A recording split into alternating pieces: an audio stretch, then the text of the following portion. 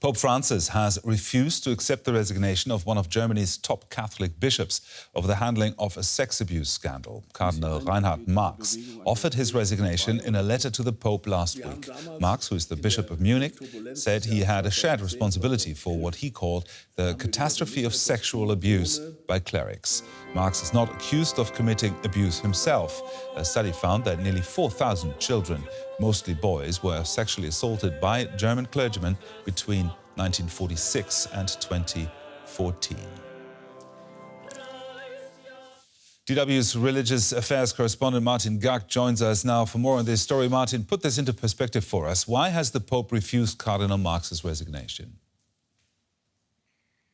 Well, I mean, it's very hard to say why. I mean, what are the reasons behind? What is quite clear is that in terms of, what was a very, very, very big public relations stunt, we might call it. I mean, it was really a very big deal a week ago. This can only be read as a rebuke in the sense that, now we're talking about offering a resignation, whereas of last week, it really looked like, he was really just presenting a resignation, closing the door in a position of power. Now what we have is the Pope essentially saying, no, I mean, you're going to stay where you are. Of course, hard to say why, but clearly it has a lot to do with institutional integrity. So the game is clearly not at an end, and now it is for Cardinal Marx essentially to say something, because this obviously cannot be the last word. So what could be the next step then for the Archbishop of Munich? He's one of the Catholic Church's most senior figures and a known liberal cleric. It's really very, very difficult to say, and we should underline that everything here is speculation. I mean, mainly because the story, I mean, is a pretty dramatic story, and this is a dramatic twist in an already dramatic story. But I think that we can expect one of a few things. We can expect simply Marx to go back from where he came from, which is a prominent position, and continue his job without basically addressing the response of the Pope.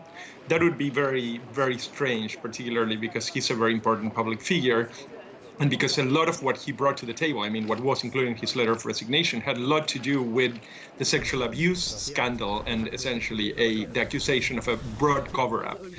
The next question would be whether he would take a more senior, or be offered a more senior position to actually deal with the things that he has expressed dissatisfaction with.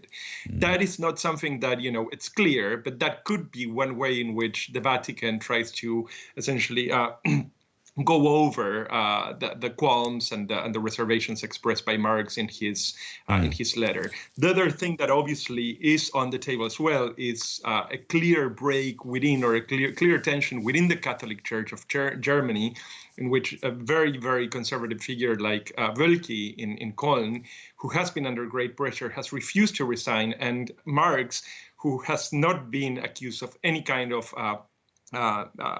missteps or any kind of abuse, has actually taken the resignation, saying the state of the church is such that the only way to actually move forward is for me to resign. So this tension, I think, will be brought back to be visible, will be brought back to the top of the agenda, as far Martin, as I can tell. Does this situation, is this a German problem, or does it point to a wider crisis of the Catholic Church? Well, I mean, last week, the American specialized media was abuzz with the question as to what was next for Cardinal Marx and what was he going to be offered. Obviously, he's not a household name in the US or in the rest of the Catholic world in the way that it is in Germany, because he's here also a fairly important public figure.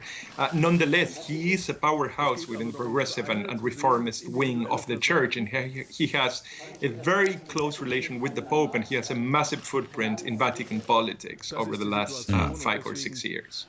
Our religious affairs correspondent Martin Gack there in Berlin. Thank you, Martin. You're welcome.